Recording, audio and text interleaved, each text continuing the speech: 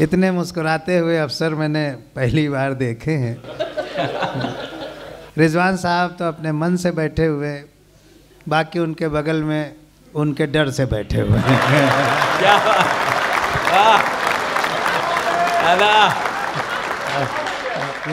ये होता है। मैं एक सच्ची घटना बता रहा हूँ, भगवान कसम सच्ची घटना, भगवान कसम। झूठ आज तक बोला ही नहीं है। कभी झूठ बोला ही नहीं है।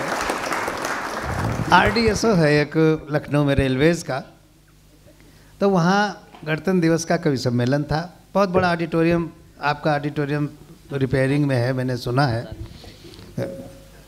उनका रिपेयर्ड है। तो वहाँ गणतंत्र दिवस का बिल्कुल सच्ची घटना बता रहा हूँ, कितनी बहुत सच्ची घटना बता रहा हूँ कि उनका गणतंत्र दिवस का कवि सम्मेलन था। बहुत बड़ा ऑडिटोरियम है, लगभग 1000 की कैपेसिटी का। और एक दिन पहले था, क्योंकि गणतंत्र दिवस के दिन कोई भी देशभक्त अपने घर से निकलता नहीं है।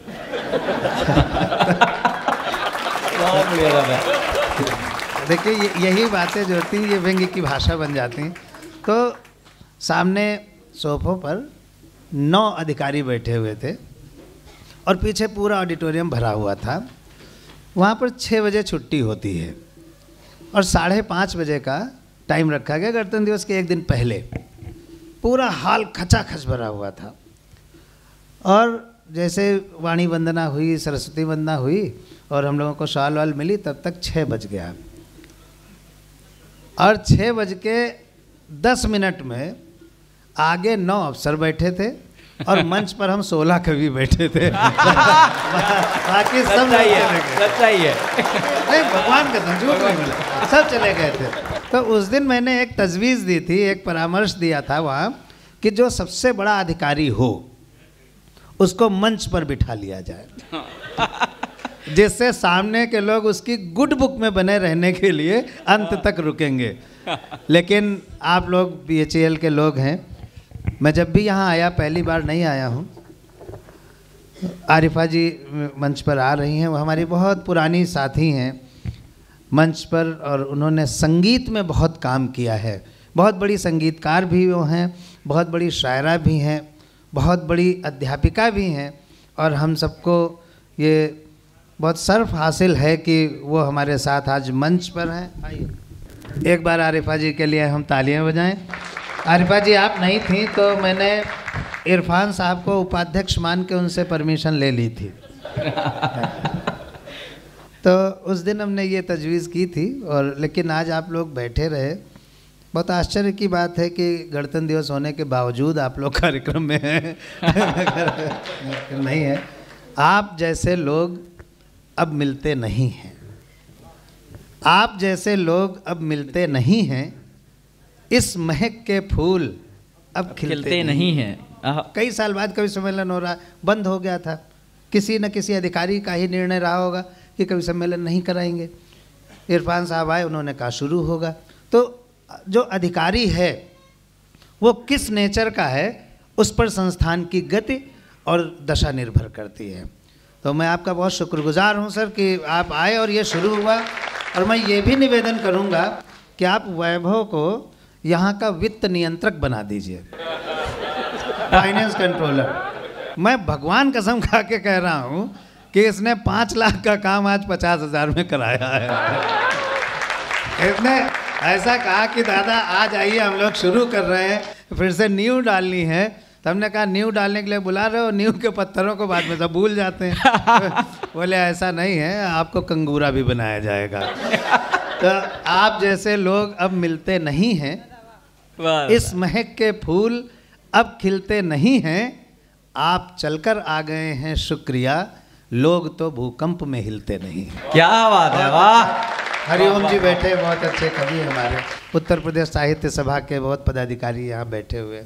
बहुत अच्छा लग रहा है। आज मुझे घबराहट भी बहुत थी, क्योंकि बहुत पढ़े लिखे लोगों के बीच में कविता सुनाने का बहुत कम अवसर मिलता है।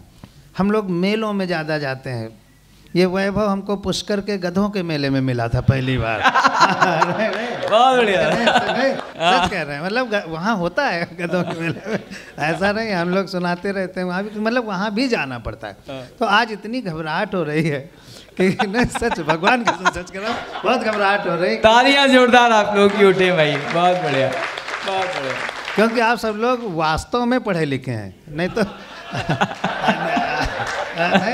बहुत बढ़िया। नहीं तो BHEL में नौकरी हमको तो आज तक नहीं मिली। तो आज मेरी स्थिति बिल्कुल जंगल के बंदर जैसी मैं महसूस कर रहा हूँ। क्या था, शेर जंगल का राजा था, जब देखो तब शेर राजा, जिधर नज़र जाए तो शेर ही राजा। जंगल वाले ऊब गए, बोले यार एक ही शासन है, एक ही सत्ता है, मोनोटोनी हो गई है, कुछ बदलाव करो। बोले क्या बदलाव करें? बोले राजा बदलो। किसको राजा बनाए? बोले जो खूब एक्टिव हो उसको राजा बनाओ। तो बंदर को जंगल का राजा बना दिया गया, जैसे विवेक दुबे को संचालक बना दिया गया। बंदर जंगल के राजमहल में रहने लगा। मैं धीरे धीरे व्यंग्य की भाषा में आ रहा हूँ। बंदर जंगल के राजमहल में रहने लगा। 20-25 दिन बाद एक बकरी रोती हुई आई, बोली राजा साहब शेर ने हमारे बच्चे को पकड़ लिया है, आप चलो बचाओ चल के। बंदर बोला हाँ हाँ क्यों नहीं, चलते हैं बचाएंगे। बंदर पहुंचा, देखा शेर बच्चे को दबाए पेड़ के नीचे बैठा है। बंदर दौड़ा और लपक के पेड़ पे चढ़ गया, एक डाल से कूदा, दूसरी पे, तीसरी पे, चौथी पे, पांचवी पे, छठी पे, सातवीं पे। तो बकरी रोने लगी, बोली राजा साहब जल्दी बचाइए नहीं तो शेर बच्चे को खा जाएगा। अब बंदर का जवाब, हिंदुस्तान की राजनीति और अच्छे श्रोताओं की अच्छी तालियां, जल्दी बचाइए नहीं तो शेर बच्चे को खा जाएगा। तो बंदर बोला देखो बकरी, तुम्हारा बच्चा बचे या न बचे, हमारी भागदौड़ में कोई कमी हो तो बताओ। क्या बात है, बहुत बढ़िया, बहुत बढ़िया, जय हो, जय हो, जय हो। हमारी भागदौड़ में कोई कमी नहीं है, लेकिन ये बच्चा बच गया है। बहुत अच्छा सबने पढ़ा। हमारे बहुत प्यारे मित्र इरफान झांसवी साहब से मेरी मुलाकात हुई। ये बहुत उपलब्धि है हमारे लिए कि हम लोग बहुत दूर दूर बस गए। बहुत मुश्किल होती है कि मुश्तरका हो, यानी एक साथ हो, शायर भी हो, कवि भी हो, एक साथ हो, ये ऐसा बहुत कम संयोग मिलता है। मैं उनका बहुत उन्हीं के शहर में स्वागत करता हूँ। खुद ही शहर छोड़ के चले गए, झांसी लगाए बैठे। अब बता रहे देशभक्त। अरे भाई जब इतनी मोहब्बत है तो जबलपुर में काहे वहाँ भेड़ा घाट पे पड़े हो, आओ वापस आओ। लेकिन ये हमारी मोहब्बतें हैं। राजीव राज ने बहुत अच्छा गीत पढ़ा। हास्य व्यंग्य या ओज ये कविता की आत्मा नहीं होते हैं, ये कवि सम्मेलन की आत्मा नहीं होते हैं। कवि सम्मेलन की आत्मा गीत और शायरी और छंद होते हैं, क्योंकि जो चीज़ें हृदय से लिखी जाती हैं और जो हृदय तक पहुंचती हैं वही शाश्वत है, वही आपको याद रहती हैं। हास्य व्यंग्य क्या है, एक बार मैंने अभी जो बात कही है मैं दोबारा कहूँ तो आपको हंसी नहीं आएगी, तीसरी बार कहूँ तो आपको बिल्कुल हंसी नहीं आएगी, और चौथी बार में हमें भगा देंगे आप। लेकिन राजीव राज के गीत को आप कहेंगे अच्छा वो झीनी झीनी वाला फिर से सुनाओ, फिर से सुनाओ, फिर से सुनाओ। जो फिर से सुनाओ, फिर से सुनाओ है, वही हमारे जीवन की आवश्यकता है। बहुत बढ़िया। हमें डॉक्टर की आवश्यकता नहीं है, हमें व्यंग्य की आवश्यकता नहीं है, लेकिन जब हम बीमार पड़ते हैं तो हमें डॉक्टर के पास जाना पड़ता है। सुई हमारी ज़रूरत नहीं है, लेकिन सुई हमें लगवानी पड़ती है। व्यंग्य आपको जगाने की कोशिश करता है, जिसको कि गीत आपको प्रेम रेम करा के सुला चुका होता है। तो बहुत बढ़िया दादा, लगाते हैं उसको। बहुत बढ़िया। लेकिन नहीं, सच बात है, सच बात है। अभी वैभव संचालन में बोले थे नेताजी कर्मचारी नेता, नेता चाहे कर्मचारी का हो चाहे विधानसभा का हो, वो है नेता ही। ना वो देश के लिए कुछ करते हैं, ना ये कंपनी के लिए कुछ करते हैं। बहुत बढ़िया, भगवान के तुम बड़ा भगवान। झूठ कभी नहीं बोला, झूठ नहीं बोला, भगवान कसम झूठ नहीं बोला। और इस बात पर वो खुद भी ताली बजा रहे हैं, यानी सहमत हैं। तो ये होता है, ये होता है, बहुत अच्छा लगता है। हम अपने मित्र नेताजी के घर गए, ये नेता यहाँ के नहीं, ये नेता दिल्ली और लखनऊ की विधानसभाओं में बैठे। हम अपने मित्र नेताजी के घर गए, देखा नेताजी मर गए। बदली हुई परिस्थिति, व्यंग्य की भाषा बोलूँगा, सब पढ़े लिखे लोग हैं। हम अपने मित्र नेताजी के घर गए, देखा नेताजी मर गए। हमने उनकी पत्नी से पूछा भाभी जी नेताजी कैसे मर गए? क्या रस्सी से लटक कर आत्महत्या कर गए, या फिर कोई जहर पिया था, अथवा कोई एसिड लिया था, या फिर कोई जहरीला पाउडर फांका था? कोई जहर पिया था, आरिफा जी सुनिएगा, आप तो सुन चुके हैं इसको। कोई जहर पिया था, अथवा कोई एसिड लिया था, या फिर कोई जहरीला पाउडर फांका था। वो बोली भाई साहब, ना ही ये रस्सी से लटक कर मरे हैं, ना ही कोई जहर पिया था, ना ही कोई एसिड लिया था, ना ही कोई जहरीला पाउडर फांका था, लेकिन लाख मना करने के बावजूद कल शाम अपने गिरेबान में झांका था। क्या बात है, वाह वाह वाह वाह वाह, ये होता है व्यंग, वाह ये होता है व्यंग, क्या बात, लाजवाब व्यंग। मैं, वैभव ने बताया कि मैं 20-25 देशों में होकर आया हूँ। आपके पास मान लेने के अलावा कोई ऑप्शन नहीं है। मान लेने के अलावा कोई ऑप्शन नहीं, ना तो आप हमारा पासपोर्ट चेक करेंगे, ना वीज़ा देखेंगे। हम कवि लोग इसी तरह खूब विदेश जाते हैं। भगवान कसम, नहीं, झूठ नहीं कहा, झूठ आज तक बोला ही नहीं है।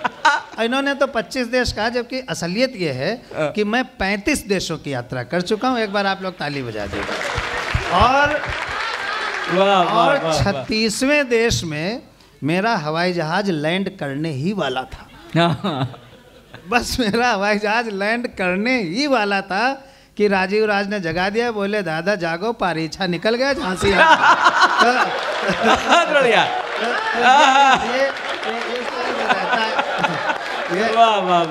ऐसे जाते विदेश, खूब विदेश जाते। क्या बात, वाह भाई आरिफा जी ने वाह वाह कर दी, मैं तर गया। वो बहुत बहुत गंभीर शायरा हैं, वो बहुत कम वाह वाह करती हैं, लेकिन नर कंकाल को देख के आज मुझे अपने ऊपर गर्व हो रहा है। हमको लग रहा है इतना पतला आदमी होता है इस दुनिया में। वो जो उसमें वो एक फिल्म आई थी गैंग ऑफ वासेपुर, उसमें था तार बिजली से पतले हमारे पिया। जब ये खड़े हुए थे तो हमको वही लग रहे थे बिल्कुल। लेकिन he is very intellectual man, बहुत ही इंटेलेक्चुअल हैं। वो जो भी सुनाते हैं माइक पर, वो अपना सुनाते हैं। नहीं, सच बात है, मजाक नहीं कर रहा हूँ। बहुत सारे लोग मेरी बोली हुई बातें, हमारे मधुब भाई की बोली हुई बातें सुना करके हास्य कवियों के श्रृंखला में अपना नाम रखते हैं, तो वो भी होता रहता है। हम लखनऊ से आए हैं, लखनऊ आपकी राजधानी है। वहाँ पर एक विधानसभा मार्ग है। विधानसभा मार्ग उस सड़क को कहते हैं जिस पर विधानसभा बनी होती है। व्यंग्य की भाषा ही रहेगी, बस समझते चलिएगा। विधानसभा मार्ग उस सड़क को कहते हैं जिस पर विधानसभा बनी होती है। जिस सड़क पर विधानसभा नहीं होती उसको महात्मा गांधी मार्ग कहते हैं। क्या बात है, क्या व्यंग मार रहे। तो बहुत सारे लोगों से मुलाकात हो जाती है, बहुत सारे लोगों से मुलाकात। कभी कोई इंजीनियर मिल गया, कभी मेरे बड़े भाई भी IIT रुड़की से उन्होंने कभी किया था, तो रिटायर हो गए। कभी इंजीनियर मिल गया कोई, कभी कोई डॉक्टर मिल गया, कभी कोई नेता मिल गया। अभी जब लोकसभा इलेक्शन था उसके 1-1.5 महीने पहले मैं वहाँ से गुजर रहा था, तो मेरी मुलाकात एक गिरगिट से हुई। आप लोग गिरगिट को जानते होंगे कि परते जी जानते हैं? परते जी कह रहे हैं हम क्यों नहीं जानेंगे। उनसे आपकी मुलाकात होती रहती होगी यहाँ पे। ये कुछ अलग समझ बैठे थे। बहुत बढ़िया। तो गिरगिट से मेरी बात हुई। लखनऊ के विधानसभा मार्ग पर इधर से उधर और उधर से इधर पॉलिटिकल एक्टिविटीज़ को अपनी जहन में रखिएगा, तब इस व्यंग्य का मज़ा लीजिएगा। लखनऊ के विधानसभा मार्ग पर इधर से उधर और उधर से इधर और फिर इधर से उधर जा रहे गिरगिट नरेश से हमने पूछा। नरेश माने राजा, गिरगिटों का राजा। गिरगिट नरेश से हमने पूछा, गिरगिट जी बता सकते हैं अपने और दल बदलू नेता के बीच आपसी संबंध को तुलनात्मक रूप से समझा सकते हैं, यानी कि the comparative study between the two. अपने और नेता के बीच आपसी संबंध को तुलनात्मक रूप से समझा सकते हैं। गिरगिट बोला, अस्थाना जी, किसी गिरगिट की नेता से तुलना करना महापाप है। अभी नहीं, अभी अगली पंक्ति व्यंग्य का पिनाकल तो वही है, किसी गिरगिट की नेता से तुलना करना महापाप है, क्योंकि रंग बदलने के मामले में नेता गिरगिट का बाप है।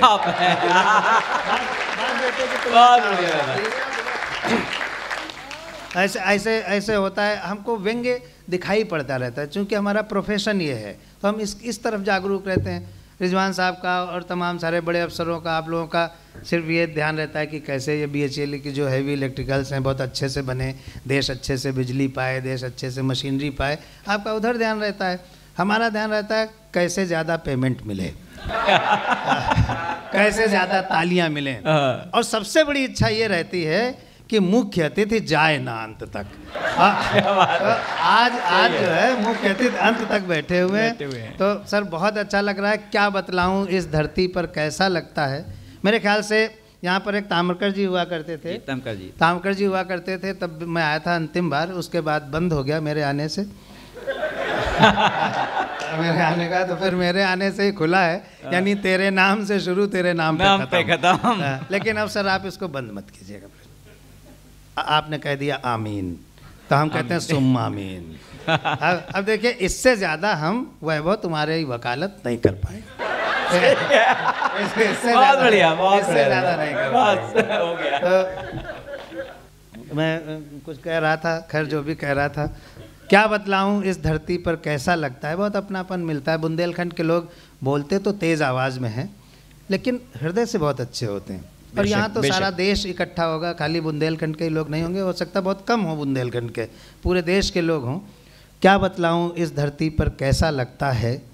आज दोपहर का खाना बहुत अच्छा था, जो आलू सोयाबीन की सब्ज़ी थी बहुत शानदार थी, उसका प्रमोशन कीजिएगा, बहुत अच्छा। वह इतना अच्छा भगवान कसम कह रहे हैं। हम लोग बाहर घूमा करते हैं, घर जैसा खाना मिलना बहुत मुश्किल होता है। आज आपके इस गेस्ट हाउस में हमें घर जैसा खाना मिला। बस उसने खाना खिलाते समय हमको डांटा नहीं तो पूरे घर जैसा माहौल था। क्या बात है, क्या बात है, ये पॉइंट है। मजाक नहीं कर रहा, मजाक कमाल हो गया, कमाल हो गया, बहुत अच्छा खाना था, बहुत अच्छा खाना था। क्या बतलाऊं इस धरती पर कैसा लगता है, इस मिट्टी का जर्रा जर्रा अपना लगता है। क्या बतलाऊं इस धरती पर कैसा लगता है, इस मिट्टी का जर्रा जर्रा अपना लगता है। मंदिर, मस्जिद, गिरजा, द्वारे चाहे जैसे हों, लोग जहाँ अच्छे होते हैं अच्छा लगता है। क्या बात है, वाह वाह वाह वाह वाह वाह वाह। मैं ज़्यादा देर, मैं भी समय का, मुझे भी मर्यादा रखनी है।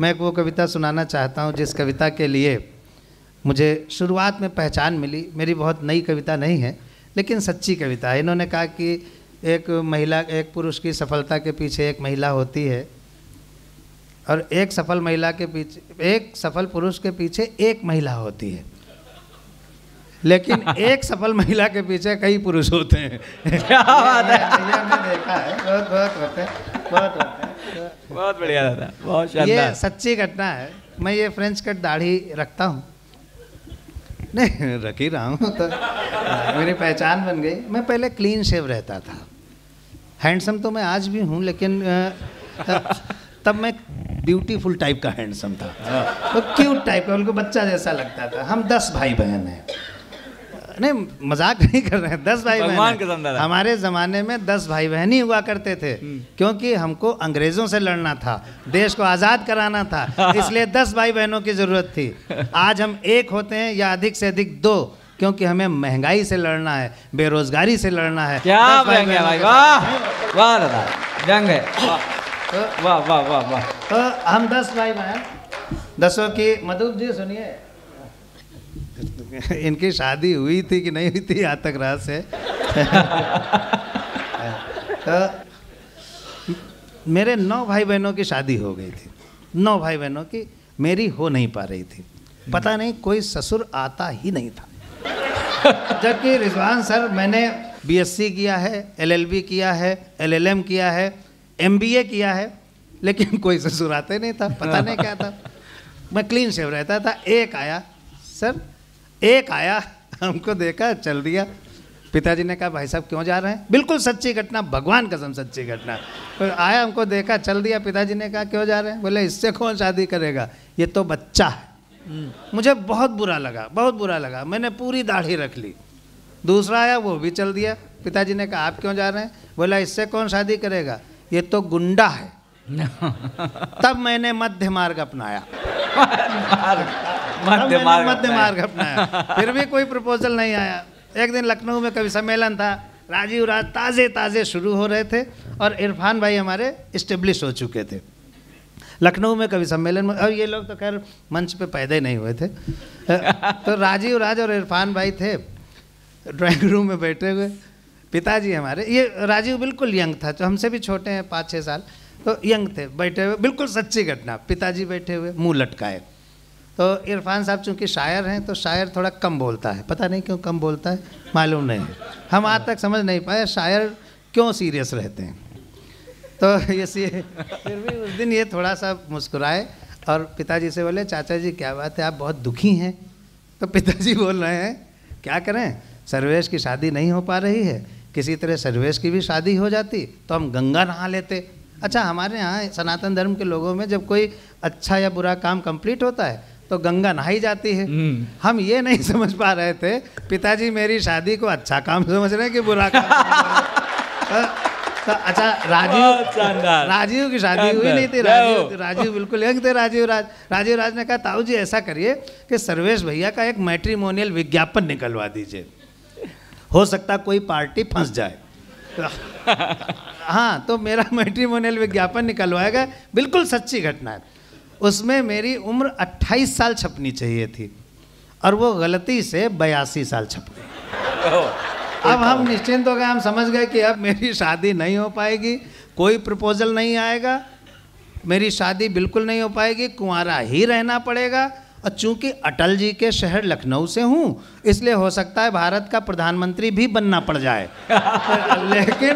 लेकिन हमारे लिए प्रपोजल्स आए, मेरे लिए प्रपोजल्स आए, अभी भी रखे हैं, आप आके देख सकते हैं। मेरे लिए प्रपोजल्स आए 70 साल वाली का, 75 साल वाली का, 78 साल वाली का।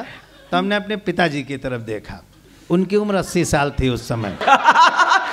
तालियां उठनी चाहिए भाई, आपकी तालियां उठनी चाहिए भाई, वाह वाह वाह। हमने मन ही मन पिताजी से पूछा, मन ही मन, जोर से तो पूछ नहीं सकते थे, हमने मन ही मन पिताजी से पूछा, पिताजी ये विज्ञापन आपने मेरे लिए निकलवाया कि अपने लिए निकलवाया है? वहीं से कविता बनी थी मेरे जीवन की सच्ची घटना पर। एक अखबार में एक जो प्रिंटिंग मिस्टेक थी, उससे मेरी वो कविता बनी जिसने मुझे वास्तव में विश्व के लगभग 35-36 देशों में यात्रा करवाई। और इस कविता ने मुझे पहचान भी दी, इस कविता ने मुझे सम्मान भी दिया, इस कविता ने मुझे लोकप्रियता भी दी, इस कविता ने मुझे बहुत बड़े पुरस्कार भी दिए। और इस कविता ने मुझे अमेरिका के राष्ट्रपति बराक ओबामा से 2014 में मुलाकात भी करवाई। क्या बात है, जोरदार तालियां भाई, बहुत बढ़िया। पिताजी को हमारी शादी का ख्याल आया, पिताजी को हमारी शादी का ख्याल आया, इसलिए उन्होंने हमारा वैवाहिक विज्ञापन निकलवाया। पिताजी को हमारी शादी का ख्याल आया, इसलिए उन्होंने हमारा वैवाहिक विज्ञापन निकलवाया। लेकिन अखबार ने मेरे बारे में पता नहीं क्या नापा। 20-25 साल पहले की हमारी, आप सोच लीजिए, खैर इनके जैसा तो मैं कभी नहीं था, मधुप जी जैसा, लेकिन अखबार ने मेरे बारे में पता नहीं क्या नापा, मेरा वर्णन खरीद बिक्री वाले कॉलम में छापा। लेकिन अखबार ने मेरे बारे में पता नहीं क्या नापा, मेरा वर्णन खरीद बिक्री वाले कॉलम में छापा। शायद अखबार मेरे अस्तित्व के मामले में कुछ धोखा खा गया, इसीलिए तो मेरा वर्णन निविदा सूचना के बिकाऊ माल में आ गया। निविदा सूचना को टेंडर नोटिस भी कहते हैं, यहाँ तो खूब टेंडर्स निकलते होंगे, इसलिए मेरा वर्णन टेंडर नोटिस के बिकाऊ माल में आ गया। अब मुझे खरीदने के लिए टेंडर्स आने लगे, आनंद लीजिएगा। अब मुझे खरीदने के लिए टेंडर्स आने लगे, अपने अपने ज़ोर आजमाने लगे। अब मुझे खरीदने के लिए टेंडर्स आने लगे, अपने अपने ज़ोर आजमाने लगे। एक में था माल कितना पुराना है, जानकारी ले सकते जो खरीदते हैं। एक में था माल कितना पुराना है, दूसरे में था क्या जहाँ है जैसा है वहीं से उठाना है, where it is as it is. एक में था माल कितना पुराना है, दूसरे में था क्या जहाँ है जैसा है वहीं से उठाना है। तीसरा पूछ रहा था मशीनरी की क्या कंडीशन है। अब इस मुस्कान को ठाके को तालियों में गोलिएगा भी नहीं, अगली लाइन पे। तीसरा पूछ रहा था मशीनरी की क्या कंडीशन है, और चौथा जानना चाह रहा था क्या एक बार ट्रायल करने की परमिशन है। कमाल कमाल कमाल। पिताजी को लगा मामला तो संगीन होता जा रहा है, पिताजी को लगा मामला तो संगीन होता जा रहा है। अच्छा खासा नौकरीशुदा विवाह योग्य बेटा लगता है बिगड़ी हुई मशीन होता जा रहा है। इसलिए पिताजी ने अखबार को उसकी गलती के मामले में कंप्लेंट दर्ज कराई। अखबार ने भूल सुधार की और अगले दिन मेरे बारे में सूचना किराए के लिए खाली में आई। कहाँ बेचे दे रहते। अगले दिन मेरे बारे में सूचना किराए के लिए खाली में आई। कई किराएदार आए, कुछ तो साथ में एडवांस तक लाए। अब असली कविता शुरू होती है, जहाँ सर्वेश अस्थाना बोलते हैं। कई किराएदार आए, कुछ तो साथ में एडवांस तक लाए। एक किराएदार से पिताजी ने पूछा, महोदय कौन हैं आप? एक किराएदार से पिताजी ने पूछा, महोदय कौन हैं आप? वो बोला, पढ़ी लिखी जवान बेटी का गरीब बाप। क्या व्यंग्य, वाह। एक किराएदार से पिताजी ने पूछा, महोदय कौन हैं आप? वो बोला, पढ़ी लिखी जवान बेटी का गरीब बाप। आपने सूचना निकाली है कि आपका नौकरीशुदा विवाह योग्य बेटा किराए के लिए खाली है। हालांकि मैं आपको मुँह मांगी रकम कभी नहीं दे पाऊंगा। अगर इशारा समझ जाना तो मुझे सूचित कर देना कि समझ गए। हालांकि मैं आपको मुँह मांगी रकम कभी नहीं दे पाऊंगा, लेकिन वादा करता हूं कि अपना घर द्वार बेचकर कम से कम 1-2 साल के लिए किराए पर अवश्य। क्या बात है, वाह वाह वाह वाह। कम से कम 1-2 साल के लिए किराए पर अवश्य ले पाऊंगा। आप मुझे हताश मत कीजिएगा, आप मुझे हताश मत कीजिएगा। इस गरीब बेटी के बाप को निराश मत कीजिएगा। आप मुझे हताश मत कीजिएगा। इस गरीब बेटी के बाप को निराश मत कीजिएगा, क्योंकि इससे मेरा कल्याण हो जाएगा। भले 1-2 साल के लिए ही सही, पर एक निर्धन बेटी को सुहाग तो मिल जाएगा। क्या बात है, वाह वाह वाह। साल के लिए ही सही, पर एक निर्धन बेटी को सुहाग तो मिल जाएगा, और मेरी समझदार बेटी आपका पूरा किराया अदा कर जाएगी। और मेरी समझदार बेटी आपका पूरा किराया अदा कर जाएगी, और आपका इशारा पाते ही किसी न किसी वजह से मर जाएगी। क्या कह रहे हैं? मैं जिस समस्या को उठा रहा हूँ आप समझ गए हैं। और मेरी समझदार बेटी आपका पूरा किराया अदा कर जाएगी, और आपका इशारा पाते ही किसी न किसी वजह से मर जाएगी। तब आप किराया बढ़ा दीजिएगा, अपने बेटे को दूसरी जगह उठा दीजिएगा। तब आप किराया बढ़ा दीजिएगा, अपने बेटे को दूसरी जगह उठा दीजिएगा। क्योंकि दहेज के मौसम में, ये जो 2 पंक्तियां मैं कहने जा रहा हूँ, अगर उन पंक्तियों से आपकी सहमति हो तो एक एक व्यक्ति मुझे बताए। तब आप किराया बढ़ा दीजिएगा, अपने बेटे को दूसरी जगह उठा दीजिएगा। क्योंकि दहेज के मौसम में आजकल ऐसे भी दिन आने लगे हैं कि माँ बाप अपने विवाह योग्य बेटों को किराए पर उठाने लगे हैं। क्या कहने, वाह। क्योंकि दहेज के मौसम में आजकल ऐसे भी दिन आने लगे हैं कि माँ बाप अपने विवाह योग्य बेटों को किराए पर उठाने लगे हैं, और गरीब माँ बाप की बेटियाँ इसी तरह अपनी गरीबी का प्रायश्चित करती रहती हैं। और गरीब माँ बाप की बेटियाँ इसी तरह अपनी गरीबी का प्रायश्चित करती रहती हैं। इसीलिए तो शादी के बाद बहुत जल्द किसी न किसी वजह से मरती रहती हैं। तो भाइयों बहनों, ये जो मैं आपको हंसता मुस्कुराता, पूरी दुनिया मुझे स्माइल मैन कहती, तो भाइयों बहनों, ये जो मैं आपको हंसता मुस्कुराता खिलखिलाता स्माइल मैन दिख रहा हूँ, असलियत ये है कि मैं एक दहेज लोभी बाप का बेटा हूं, और हर साल किराए पर बिक रहा हूं। हर साल। क्या बात है, जोरदार तालियां। बहुत धन्यवाद, जोरदार बहुत धन्यवाद। शानदार शानदार शानदार शानदार।